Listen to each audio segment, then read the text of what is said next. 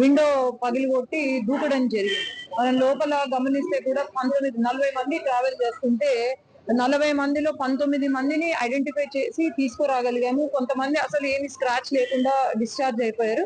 కొంతమందికి fractures, head injuries అయినాయి. కానీ ఎవరికి క్రిటికల్ గా అయితే లేదు ఎవరికి. అక్కడ 19 మందిలో మిగతా వాళ్ళు ఎవరైతే ఉన్నారో మనం గమనిస్తే అసలు ఐడెంటిఫై చేయలేని పరిస్థితి. ఇంకో గంటన్నరలో ఎవరు ఏంటి అనేది ఐడెంటిఫై చేసి ఇన్వెస్టిగేషన్ చేసి దాన్ని ముందుకు పెడతారు. ముఖ్యమంత్రి గారే ఫస్ట్ రెస్పాండ్ అయ్యారు. మనం గమనిస్తే లోకేష్ అన్న గారు కానీ ముఖ్యమంత్రి గారు కానీ రెస్పాండ్ అయ్యారు. ఖచ్చితంగా వీళ్ళని ఆదుకోవాలి మనము అని చెప్పి మేము కూడా ప్రయత్నం చేస్తున్నాము. ఇది ఫస్ట్ మనకు ముఖ్య క్రైటీరియా ఇక్కడ వాళ్ళను కాపాడుకోవడము, ఉన్న వాళ్ళను కాపాడుకోవడం ముఖ్య క్రైటీరియా. యాజ్ అ డాక్టర్ నాకు ఇంకా కొంచెం బాధ్యత ఉంది కాబట్టి వీళ్ళని కాపాడుకోవాలా అనే దీంతో ఉన్నాము.